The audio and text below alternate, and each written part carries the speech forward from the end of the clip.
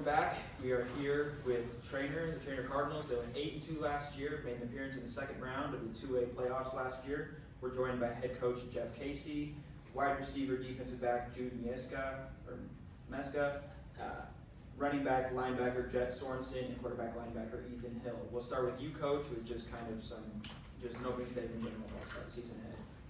Yeah, well, first of all, I just say that this is a really cool event you've got set up, so thanks for doing this. I think it's a great way to recognize the teams in Southwest Iowa, and I'll kind of talk a little bit more about some of those other teams here in a second when we talk about our schedule, but really excited about the season, ready to get going. We got a really good group of kids coming back this year.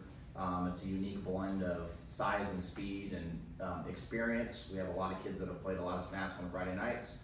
But we've got some kids that have been waiting in the wings, developing, and just kind of waiting for their turn to get out there on Friday. So we're excited about we're excited to see them play as well. So when I look at our season and I look at the schedule, I think the first thing that comes to mind is that there's a lot of talent in Southwest Iowa right now. I feel like every week on our schedule is going to be a really, really tough opponent for us to play. If you look at our district and District 8 this year, right now, one of the preseason rankings has 3 of us ranked in the top 8, which is pretty impressive. We're the team ranked 8th, so I think it says something that you could be ranked 8th in the state, but yet you're 3rd in the district in those rankings. So it just speaks to the talent that we've got, obviously, with Tri-Center joining the district as the defending Class A state champions, and Underwood, who's been really, really good the last several years. So those two teams are obviously ranked really high as well. So tough district to play in, and then our non-district schedule again is just kind of loaded with talent. A lot of great teams, a lot of great programs, a lot of great coaches. We open with Riverside. I believe they're ranked number 5 in the preseason rankings, and then we go to Van Meter week 2. I believe they've made like 10 straight trips to the Dome and ranked very highly again this year. And then we host Pella Christian week 3. They've been a really solid 1A team the last handful of years and have jumped up to 2A. So a lot of challenges for us every week. We got to be ready to play, and these guys have put in a lot of work, and these 3 certainly have done the same. And so we're excited to get going. But I just think right now the level of talent in Southwest Iowa is at an all-time high. I think there's really good games every Friday night, a lot of really good players, a lot of really good coaches, and it's exciting for us to be a part of that and get some recognition with everybody. So excited to get going and defend our district championship from last year and get the season going here soon. Thank you, Coach. We now open up for questions for the student athletes. And when we ask you, we'll just go down the line with all your answers. Building off last year, that district title, where's the confidence at this offseason compared to maybe others that you've been a part of? So this year, like Coach said, we brought back a ton of talent, and we've had a lot of guys waiting for their opportunity to, get on the field and make plays. I think our talent this year is going to come a lot from our skill players. We're rebuilding our O-line a lot, and defensive line for that matter. So it'll be great to see what those kids can do when they get their time and their moment. But yes, a lot of talent's coming from the skill players and building in. Obviously, we'll have Hill here starting at behind the ball for quarterback this year. So it'll be nice to have a different type of team chemistry, which will definitely give us a lot of better looks and different looks as well. But yeah. Yeah, my confidence is high. I think everyone's super buy-in this year, something we haven't had in the past. Like everyone's excited to go, ready to go. We know we have a hard schedule, but we've been preparing pretty well, lifting hard, so pretty excited for this year. Yeah, and I think we just find confidence in how hard we work. We've been working hard all summer. There's, just a hard-working culture in our team. Treynor football is just what we do. I think there's a lot of toughness. We have a lot of size, a lot of speed. You can see it in other sports like track. Like we just have a ton of talent, ton of athletes. I think we can use it to our advantage. How do you guys hope to build on, the success of last year to even make a bigger step, this year? Yeah, I think one of our definitely our strengths here is just leadership. We have a ton of guys that have leadership roles and know how to lead a team, and so I think if we can get those leaders in the right spots with the right kids that'll listen to them, I think we can build off of that a lot, and that'll also make us a tighter team, more tight-knit, and yeah, it'll just help a lot. Yeah, honestly, we went pretty far last year, and obviously the end goal is state championship, going to the Dome. But just take it week by week. Like you two, we've got our leaders this year, so just every week trying to improve and fix things and get better. Yeah, last year we found some success, but I don't think anybody's satisfied with how we ended, and I think we can build on that. Just work every day at getting better, trying to make it deeper and deeper into the playoffs. Kind of a two-part question for you, Ethan. I mean, obviously, Ben breaking some records last season here for Treynor here as well. I mean, just talk about what you kind of, maybe saw from his game that maybe you're applying to your own here and to your own game here. I mean, having a weapons return like Jet, who ran for like 1,100 yards, I think it was last season. Jude, I think returning and receiving yards here, or leader in receiving yards here. Having weapons like that behind you as you step into this role. Yeah, just working behind Ben last year, he just worked his butt off every day, and he worked at mastering his craft, and I can take a lot from that, working hard as well. In terms of the weapons around me, I have the utmost confidence in them. I know that no matter where I can go with the ball or what the play is, we always have the chance to break it for 80 yards, score a touchdown at any moment in the game. Wanted to ask, just, as you guys obviously represent your high school, but represent, the area you come from, how much pride do you take in that? Being from Southwest Iowa, it's definitely a quieter area. You don't hear a lot of huge athletes coming out of here, and so being able to really represent this, it's big. It's helping get our name out there, and really represent Southwest Iowa and the Midwest in general. You don't get a lot of, for example, like Cooper DeJean. He's the biggest celebrity here that has ever come out of the Midwest and Iowa, and so it's just nice to be able to really represent our area, and yeah, I just think it's an amazing opportunity for us. Yeah, I take a lot of pride in a lot of where I'm from. Obviously, there's some really talented schools here, like Lou Central, Harlan, us. So yeah, it's fun to go out there each Friday night and represent where we're from. Yeah, I think the culture in Southwest Iowa has always just been toughness, winning. There's a lot of winning programs, a lot of competition that we put up with every year, but also coming from Treynor, we just hold ourselves to a high standard, and I take a lot of pride in that coming from there. Southwest Iowa athletes can't forget about Macedonia though either. That's true. Jet and Jude, especially for you guys, kind of building off my question from Ethan there earlier. Working out with the new quarterback here, I know you guys are probably still fresh in like camps and workouts and such here, but just early on with what you have dealt with so far early on here, just talk about what, especially you've seen him bring here that is going to help this offense, stay on pace to, the power it's been here over the past few seasons. Yeah, so obviously we've all grown up with each other. We've played with each other since early flag football days.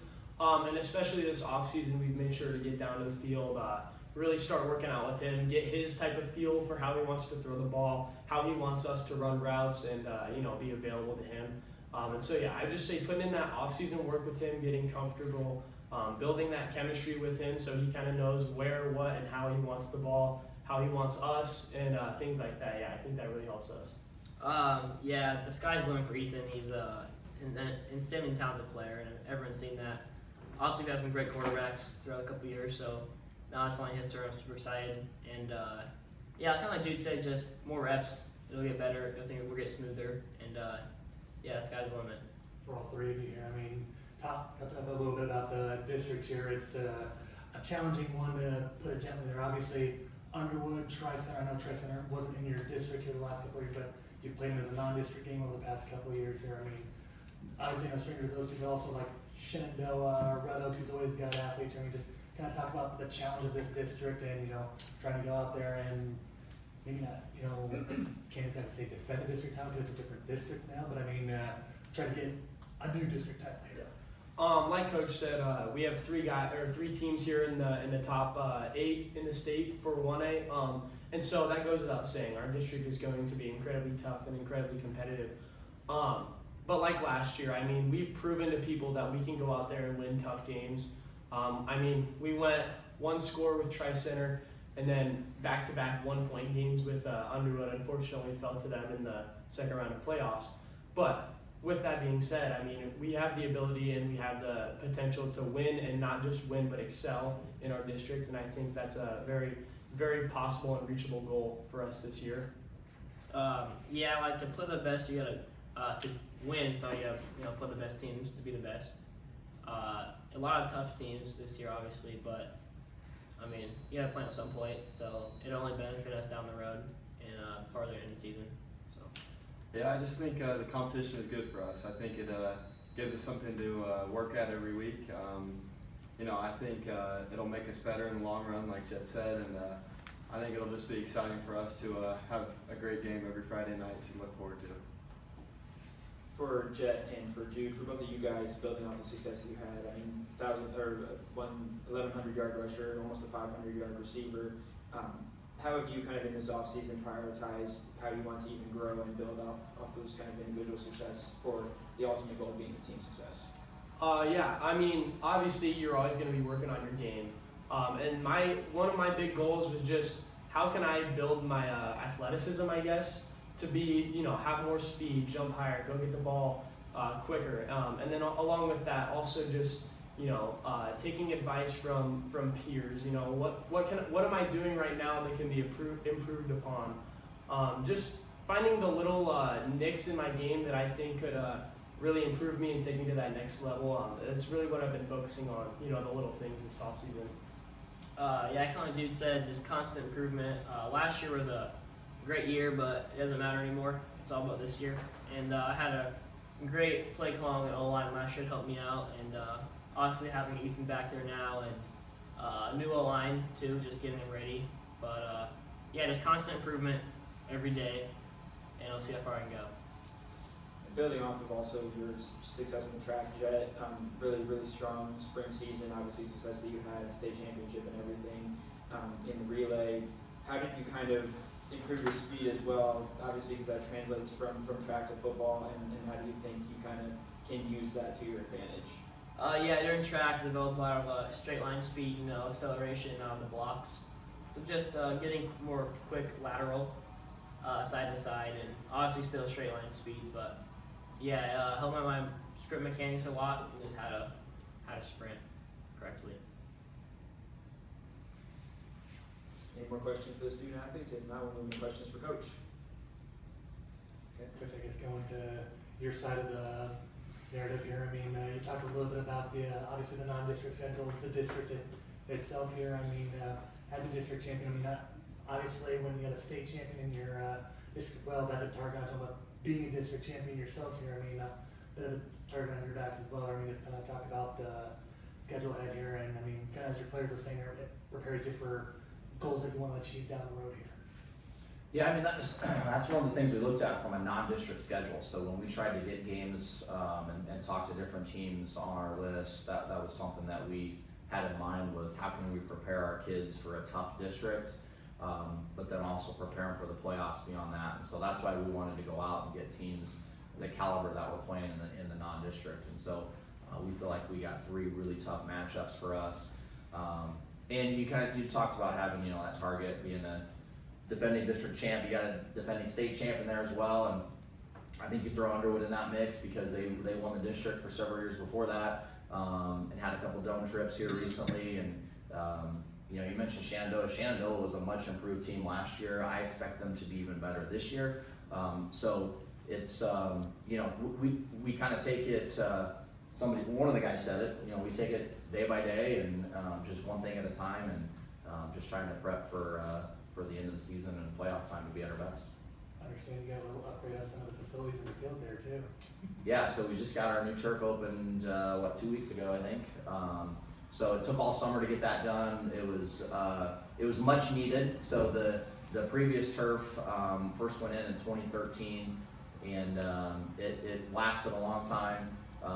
But it was time for an upgrade and a replacement, and so we're pretty excited to get on that thing this year. What do you want people to know about what this year's version of Treynor football is going to look like? Well, I think, again, these guys kind of already talked about it, but we just have so many different kids that have unique skill sets. And so one of the exciting things for me in coaching is how can we tap into all those different things and not have to rely on just 1 or 2 guys.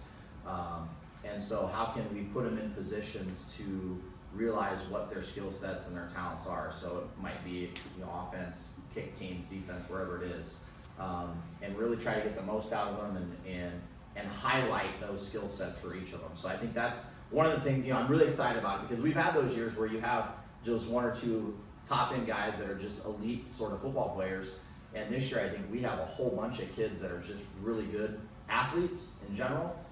So again, how do you translate, those athletic talents that they maybe have in other sports as well, and get them on the football field together and kind of blend it all. You mentioned just the preseason rankings where you guys kind of fall. Does that bring pressure? Is it confidence, or is it a chip that you guys are 8th, on that ranking list? I mean, to be honest with you, I don't even know which poll that was that ranked it. I just saw it.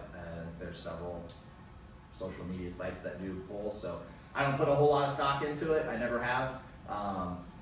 My focus right now is we have camp practice tonight, and what are we going to do in that 90 minutes we're out there at practice, and whatever happens with the polls happens with the polls, and we got to go win games.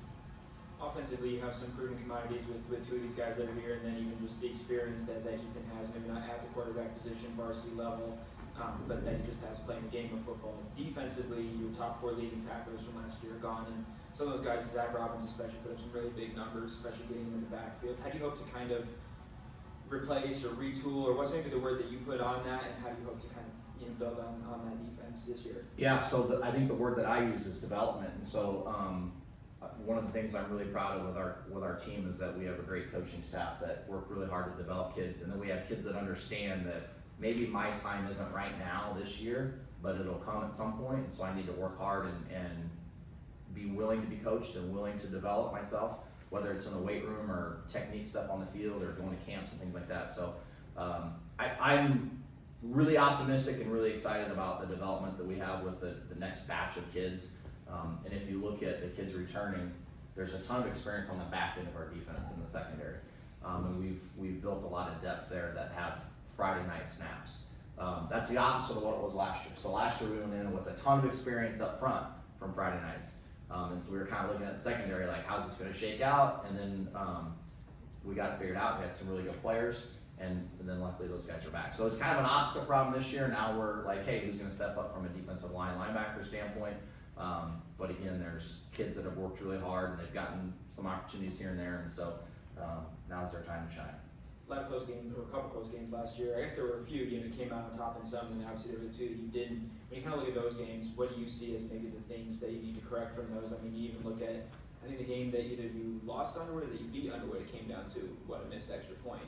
So when you look at kind of those fine margins from last year, how do you hope to kind of continue to be on the right side of those and even shift those ones where you lost, by 6 to Tri-Center and by 1 to Underwood? Yeah, and actually both of the games with Underwood were 1-point games, and they were both missed extra points at the end of the day. So I think in totality, when you look at the last several seasons, we've won a lot of really close games, and I've probably aged a lot more than I should have the last couple of years. We've had a lot of overtime games. We've had some games that we probably had no business coming back and winning, and we did. And I think one of the things that's resonated with these guys and the other players is just kind of a calmness within our program, that we're in those situations that we're confident that we can do those things, that we can move the ball down the field and score, or we can stop the other team from moving down and scoring. For the most part, we've executed at a really high level on special teams. So yeah, we dropped a couple of close ones last year that were tight, but we've won so many of those games that it's when you look at 1-score games. I don't know. In a way, I feel like most of our games have been 1-score games, and we've come out with pretty good record. So, how do you think? It seems like especially in those close games, it really does come down to the turnover battle. I mean, every football game does. You guys did a good job last year. I think 9 forced fumbles and 9 recoveries at least, 17 interceptions. I imagine Coy's one of those guys coming back in defense. He's going to be the leading returner with 3 last year. How do you kind of prioritize the turnover battle, and what makes this team so successful in that area? So we talk about it all the time. We practice it all the time. Even if it's just us standing around in between periods trying to knock the ball out of each other's hands, and just little things like that we've built into our culture for a long period of time. But we've got a bunch of athletes that are just kind of ball hawking athletes. And if the ball's in the air, like we preach, hey, it's just as much your ball as it is anybody else when we're on defense. And so we got guys that'll go after it. You look at, like, I always talk multi-sport stuff, and so here's a great example of why I like basketball players to play football, right? Because the ball's up in there, let's go up and get a rebound. And we got guys that can jump up and they have great body control, and so our skill positions are loaded with those types of kids. We got a bunch of wrestlers, Jet's a wrestling guy, and so he's gonna get in there and, fumbles. He's a great kid at getting in there, getting fumbles, and getting down there and trying to strip the ball out and wrestling around for the ball. And so we talk about it all the time. We practice it all the time. And I think when you emphasize those things, you start to see the benefits start to play out. Obviously, it's easy to have excitement when you have a whole bunch of skill players back there, and rightly so. I mean, you guys kind of talked about it there as well. I mean, obviously, offensive line and the defensive line, they're looking for some guys to fill some positions there. Development, as you say there. I mean, it's kind of talk about some development you've had there. You know, to try to fill those holes there, make sure that these skill guys still do what they do. Yeah, so we have a really good group of offensive, defensive lineman kids that one of their characteristics is they just quietly work hard. And they don't like a bunch of fanfare, and they don't need a bunch of attention on themselves, but they're going to show up at 6 o'clock in the morning and get an extra lift in before school. They're going to stay after practice and get some extra skill work done down on the field with technique. But that group of guys, there's kind of a core group of the upperclassmen in those positions that really over the course of the winter and spring leading into the summer put in a ton of work in the weight room. And so again, it's one of those things where they're not blasting it everywhere and making a big deal out of it, but they're putting in the work. And there's some farm kids in that group, which I love having up front. They're just tough, hard-nosed kids, and they're willing to roll up their sleeves and work. And and they're close knit too. It's a good group of friends and guys that get along. And these guys talk about growing up and playing together. They're the same way. And so again, they knew their time was coming this year. And so they didn't sit and wait. They got to work. Any more questions for Coach? All right. Thank you guys. That is all for Treynor.